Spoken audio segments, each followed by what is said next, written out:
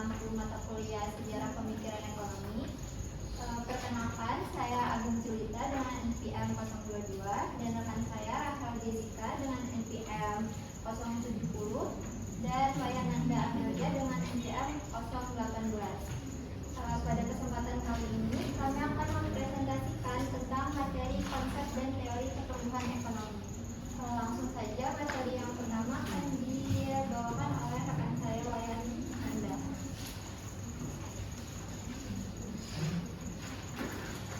Jadi yang pertama di sini ada teorinya Adam Smith. Untuk konsep utamanya itu dari Adam Smith adalah pertumbuhan terjadi melalui pembagian kerja dan akumulasi modal, di mana maksudnya itu pertumbuhan ekonomi itu bertahap, dimulai dari zaman berburu, berternak, bercocok tanam, berdagang, sampai akhirnya menjadi masyarakat industri.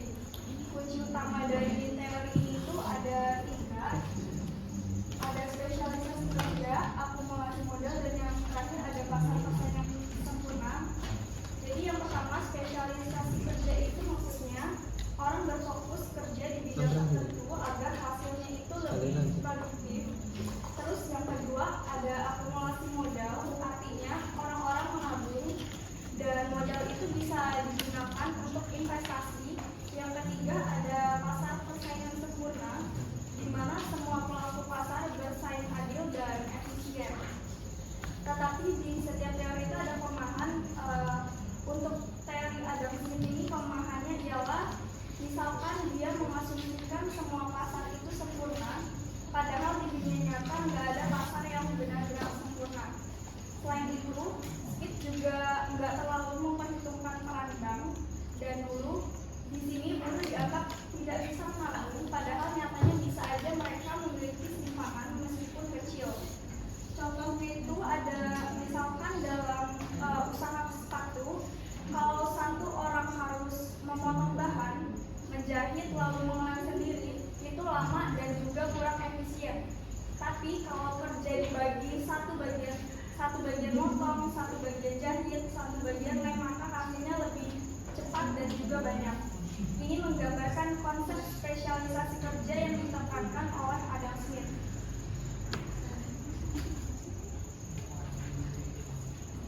Yang kedua ada teori dari Karl Marx, di mana Karl Marx ini punya pandangan yang berbeda. Ia melihat pertumbuhan ekonomi ini bukan sebagai proses alami yang rapi, tapi penuh konflik, khususnya antara pengusaha dan juga buruh. Menurut Marx, dalam kapitalisme, pengusaha punya alat produksi dan hanya membayar buruh untuk tenaganya saja. Karena pengusaha ini untung, maka buruh sering dieksploitasi. Artinya itu buruh ini sering dibayar rendah meskipun hasil kerjanya bagus ataupun tinggi. Dan ini menciptakan kesenjangan sosial dan juga pengangguran, terutama saat mesin mulai menggantikan manusia.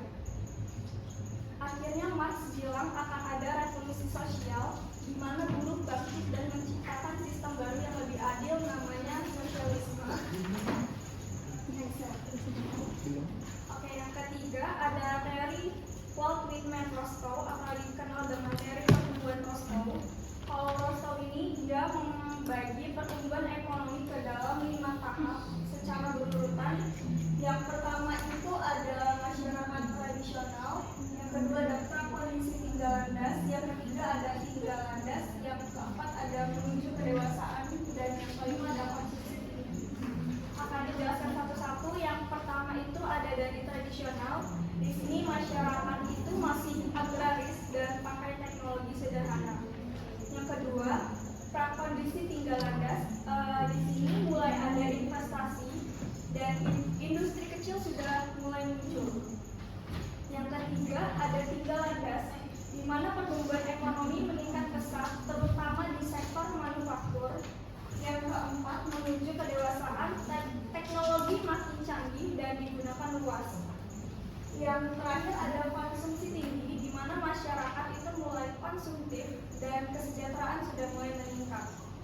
Di sini Rostow percaya semua negara bisa jadi negara maju asalkan mengikuti tahap-tahap ini. Tetapi teori ini juga memiliki kelemahan, di mana dianggap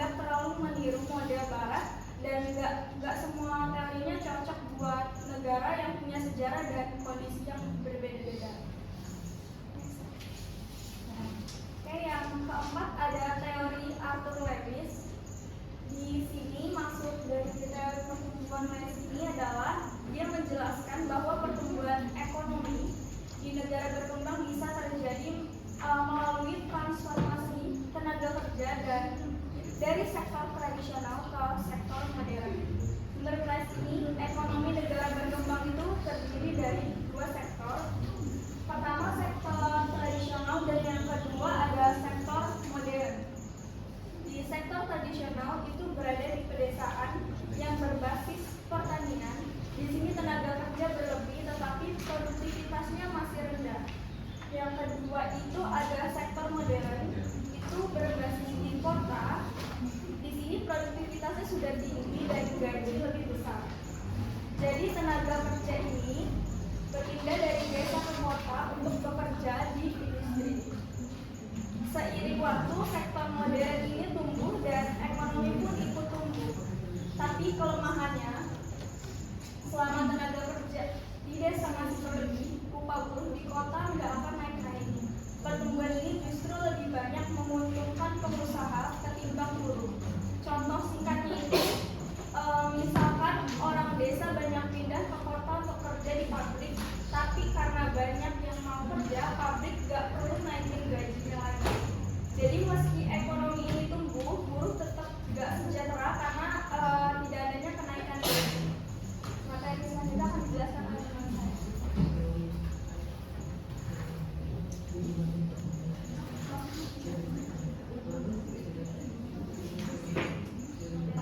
Baik, materi yang selanjutnya adalah teori pertumbuhan Senagi.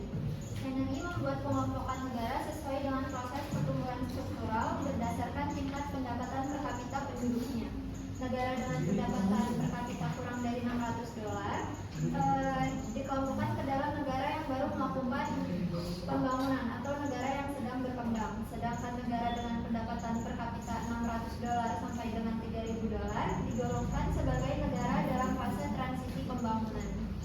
Peningkatan peran sektor industri dalam perekonomian sejalan dengan peningkatan pendapatan per kapita suatu daerah dan berhubungan erat dengan akumulasi kapital serta sumber daya manusia. Pada fase pembangunan ini terjadi pergeseran, yaitu permintaan terhadap bahan pangan menurun, namun kebutuhan non pangan mengalami peningkatan, juga kebutuhan investasi dan anggaran belanja pemerintah.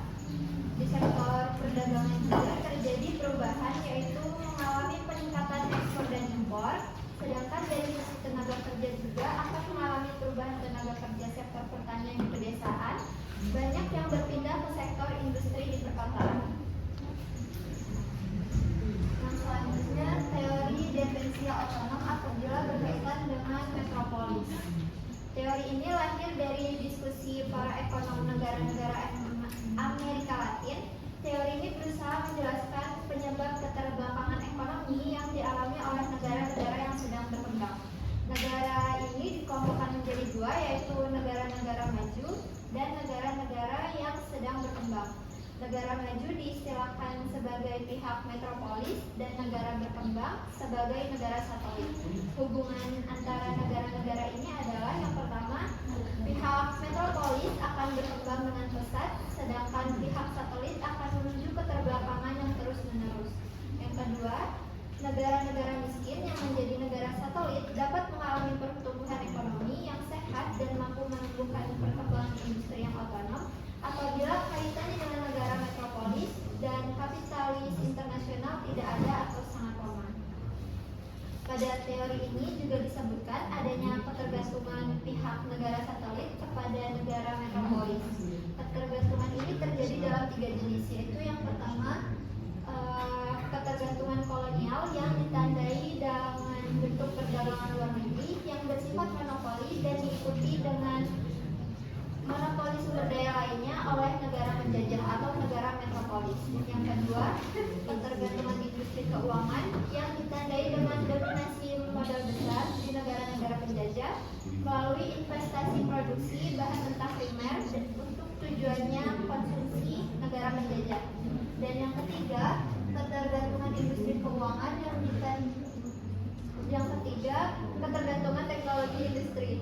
Teori ini memberikan peringatan kepada negara yang sedang berkembang bahwa interaksi antara negara maju dan negara miskin pada satu sisi menguntungkan, namun akan membawa efek ketergantungan yang sebelumnya tidak terpikirkan. Teori pertumbuhan klasik ini dikembangkan oleh Solow, Harald Domar, dan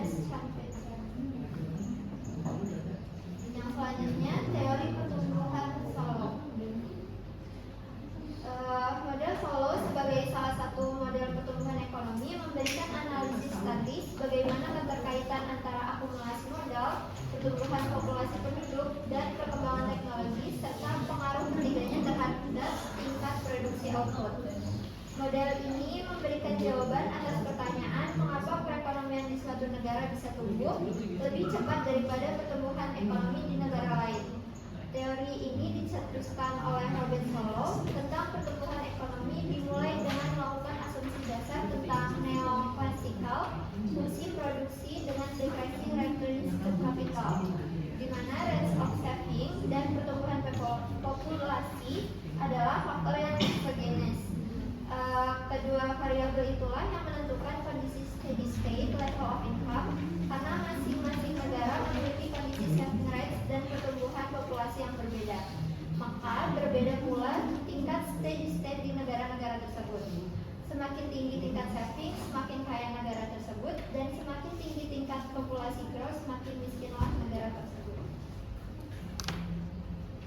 Yang selanjutnya, asumsi-asumsi yang digunakan dalam model Solow. Yang pertama, constant return to scale.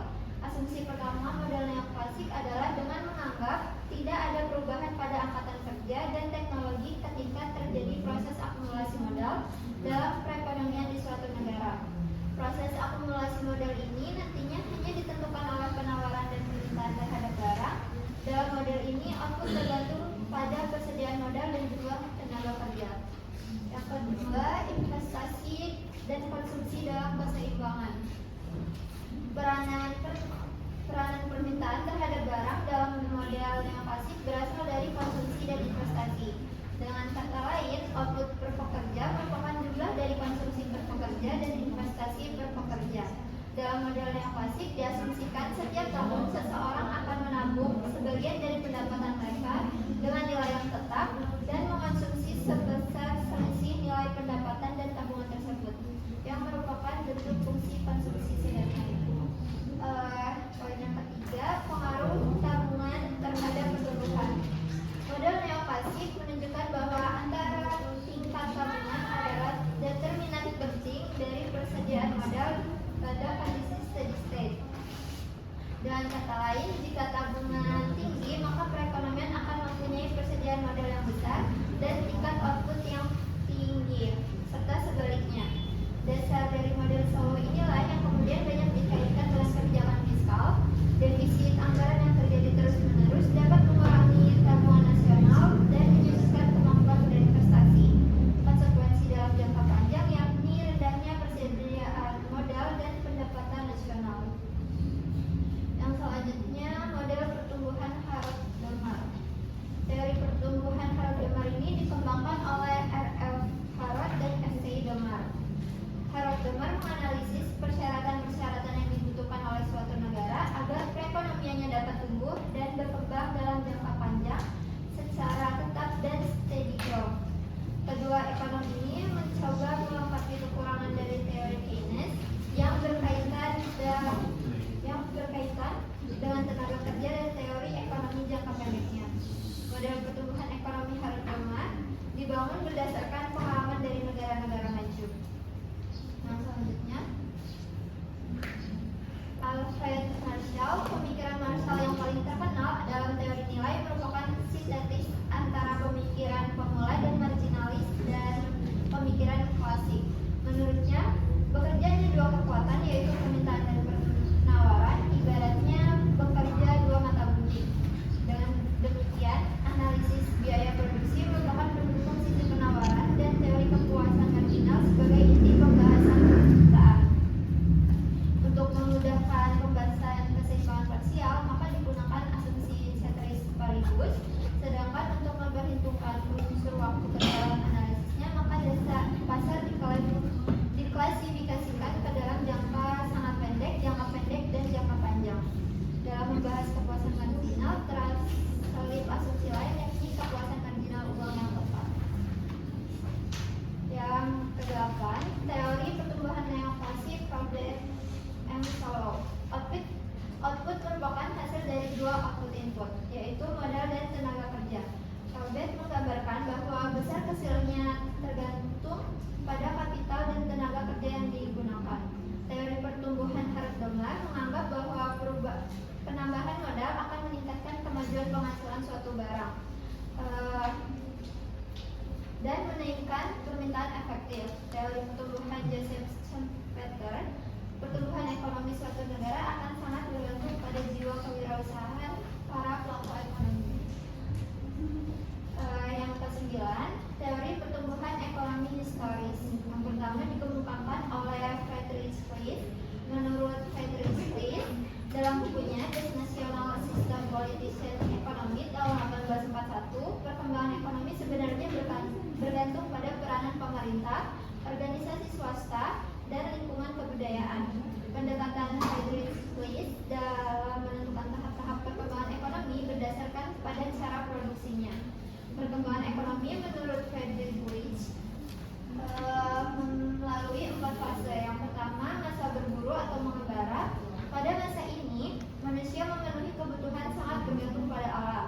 Mereka hidup secara berkelompok dan berpindah-pindah dari satu daerah ke daerah yang lainnya. Jika makanan di sekitarnya habis, mereka akan segera berpindah ke tempat yang lain untuk memberikan kehidupan baru bagi mereka. Yang selanjutnya, masa berternak atau berternak.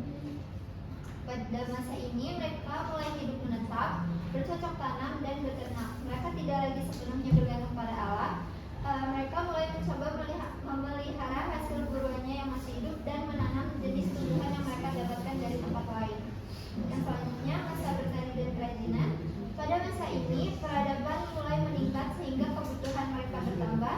Untuk mencukupi kebutuhannya, mereka berusaha meluaskan lahan pertanian dan berusaha membuat kerajinan-kerajinan tangan. Dan yang terakhir, masa kerajinan industri dan perdagangan. Pada masa ini, masyarakat telah memandang kerajinan bukan lagi sebagai sampingan. Lambat laun berubah menjadi sebuah kawasan industri kerajinan dan sudah mulai ditukarkan dengan hasil pertanian di suatu tempat atau pasar. Pada masa inilah akhirnya tumbuh perdagangan yang dilakukan oleh para pedagang. Kehidupan masyarakat berubah dengan adanya pertanian, industri, dan perdagangan. Materi yang selanjutnya akan dibawakan oleh rekan saya.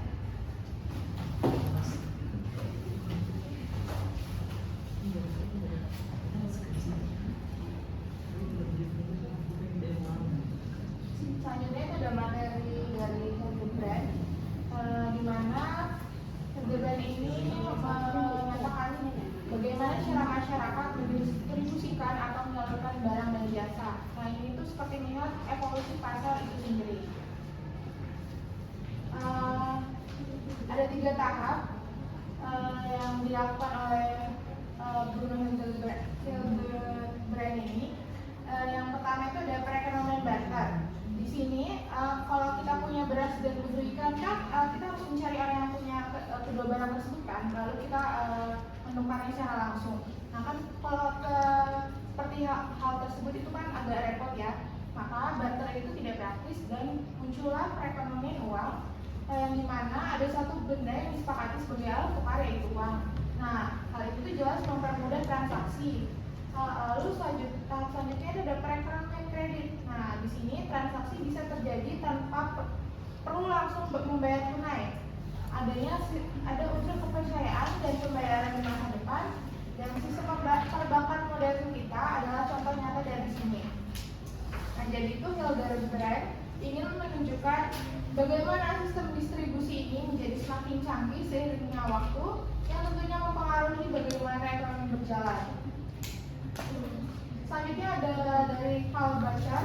Kalau Hildebrand fokus pada cara distribusi, Bacher lebih melihat pada skala hubungan antara produsen dan konsumen dan bagaimana hasil produksi itu sampai ke tangan konsumen. Lalu beliau itu membaginya menjadi beberapa tahap. Pertama itu ada rumah tangga tertutup. Nah ini tuh kondisi di mana satu keluarga atau kelompok kecil memproduksi hanya untuk kebutuhannya sendiri. Belum ada pasar, belum ada jual beli dengan pihak luar. Kemudian masyarakat berkembang menjadi rumah tangga kota. Di sini mulai ada pertukaran. Produksi biasanya dikerjakan dalam kelompok-kelompok pengrajin sejenis yang disebut gilda. Jadi misalnya kalau ada gilda tukang kayu, gilda tukang besi, hubungan kerja juga masih sangat kekeluargaan dan biasanya mereka membuat barang kalau ada pesanan aja. Nah, semakin luas lagi ada rumah tangga bangsa. Skalanya itu udah satu negara. Di sini tuh tujuan produksinya bukan sekedar orientasi untuk mendapatkan keuntungan. Sistem budaya kartu tadi itu mulai menghilang, dan puncaknya menurut Bajar adalah rumah tangga dunia, di mana kegiatan ekonomi sudah lintas negara dan tidak terbatas lagi oleh batas wilayah, dan pasar sudah menjadi pasar internasional. Intinya itu Bajar menunjukkan bahwa perkembangan ekonomi sangat sejalan dengan luasnya jangkauan pasar dan hubungan ekonomi dari yang sangat lokal dan subsisten menjadi global. Selanjutnya itu ada tahapan yang paling sering dikutip W.W. Roscoe, seperti yang sudah dijelaskan oleh Ana pada bagian pertama tadi. Itu kan ada 5 tahap tuh, yang masyarakat tradisional, prasyarat tinggal landas, lalu menuju kebebasan dan konsumsi masa kini. Nah, teori Roscoe ini sangat berpengaruh terutama dalam pembangunan di banyak negara, tapi seperti teori lainnya ada juga kritik, misalnya dianggap terlalu menyederhanakan proses yang rumit, sangat beribat pada pengalaman negara-negara barat atau eurosentris, dan mungkin jalurnya tidak selalu sama untuk setiap negara, namun tetap saja ini memberikan kerangka berpikir yang berguna. Nah, seringkali kan kita mendengar istilah pertumbuhan ekonomi dan pembangunan ekonomi. Keduanya itu berkaitan, tapi tidak sama. Penting untuk kita pahami perbedaannya. Nah, jadi pertumbuhan ekonomi atau economic growth itu lebih fokus pada peningkatan output atau hasil produksi barang dan jasa secara kuantitatif. Misalnya PDB, PNB, suatu negara meningkat dari tahun ke tahun. Ini tuh seperti kita mengukur seberapa besar ekonominya. Sementara itu, pembangunan ekonomi atau economic development konsepnya lebih luas dan mendalam. Ini tuh mencakup pertumbuhan ekonomi, tapi sering juga diiringi dengan perubahan fundamental dalam struktur ekonomi dan peningkatan kualitas hidup masyarakat secara keseluruhan.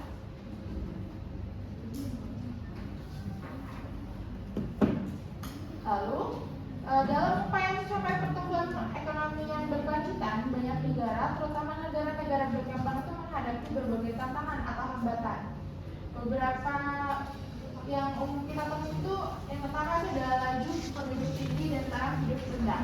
Nah, seringkali tidak diimbangi dengan peningkatan outputnya, sehingga pendapatan yang kapita yang sulit naik. Ini juga berkaitan dengan taraf hidup yang umumnya masih rendah, yang mencakup masalah kemiskinan, akses terbatas layanan dasar, dan lain-lain. Lalu sektor pertanian tradisional dan produktivitas yang rendah. Dengan produktivitas yang rendah ini karena keterbatasan modal, pengetahuan, teknologi, dan infrastruktur mendukung. Lalu adanya kekurangan modal, baik modal fisik maupun modal manusia berupa tenaga ahli. Nah, investasi sulit tumbuh jika modalnya terbatas dan inovasi sulit muncul tanpa tenaga ahli. Lalu ada keterbatasan kesempatan kerja, di mana yang tidak sebanding dengan jumlah angkatan kerja baru setiap tahunnya, sehingga menimbulkan masalah pengangguran. Dan juga masih kuatnya ketergantungan pada sektor primer seperti pertanian atau pertambangan. Sektor ini tuh seringkali memiliki nilai tambah yang rendah dan rentan terhadap fluktuasi harga global, sehingga membuat laju pertumbuhan ekonomi menjadi lambat. Mengatasi hambatan-hambatan ini tentu memerlukan strategi dan kebijakan yang komprehensif. Nah, untuk mengetahui sejauh mana kemajuan ekonomi suatu negara, kita memerlukan berbagai indikator. Indikator ini membantu kita memotret kondisi dan perkembangan ekonomi. Untuk mengukur pertumbuhan ekonomi, kita bisa melihat beberapa hal. Ada model-model teoritis seperti dari Solow dan Romer yang menganalisis faktor-faktor seperti pertumbuhan output, peran tenaga kerja, kemajuan teknologi, akumulasi modal, dan tingkat tabungan. Secara lebih praktis, kita sering melihat angka rasio investasi terhadap PDB, tingkat inflasi, data perdagangan internasional, ekspor-impor, serta bagaimana kebijakan fiskal dan kebijakan moneter dengan dijalankan. Nah, untuk pembangunan ekonomi, karena cakupannya lebih luas dan indikator yang lebih beragam, dari sisi sosial, kita tidak hanya melihat pendapatan, tapi juga melihat bagaimana tingkat kemiskinan, bagaimana distribusi pendapatan, juga kualitas hidup seperti angka harapan hidup, tingkat kematian bayi, akses, dan kualitas pendidikan. Nah, dari sisi institusi atau kelembagaan, bagaimana negara tersebut menerapkan tujuan pembangunan berkelanjutan atau sering kita dengar tuh SDGs, bagaimana kerjasama internasionalnya, dan bagaimana ketersediaan infrastruktur dasar seperti komunikasi. Aspek lingkungan juga sangat penting dalam pembangunan berkelanjutan. Kita tuh juga perlu melihat kualitas udara dan air, seberapa luas hutan yang masih terjaga, dan bagaimana keanekaragaman hayati yang dikelola. Untuk melihat ketimpangan pembangunan antar wilayah, salah satu alat yang bisa digunakan adalah indeks Williamson. Dengan melihat berbagai indikator ini secara bersamaan, kita bisa mendapatkan gambaran yang lebih utuh tentang kemajuan ekonomi suatu negara, dan hanya dari sisi angka pertumbuhan, tapi juga dari kualitas hidup dan berkelanjutan.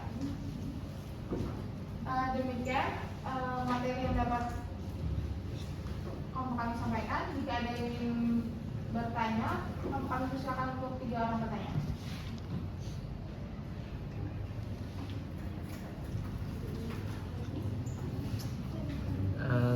Mohon izin sebelumnya kepada kelompok 11. Sini saya akan bertanya tentang teori Arthur Lewis. Di dalam era ekonomi dan industri digital, bagaimana implementasi teori Arthur Lewis dalam konteks pertumbuhan sektor industri di Indonesia, yang menunjukkan bahwa peningkatan keuntungan lebih terpusat pada pemilik modal, sementara buruh masih menghadapi upah rendah dan ketidakpastian. Mungkin cukup sekian, terima kasih. Ada lagi yang mau bertanya?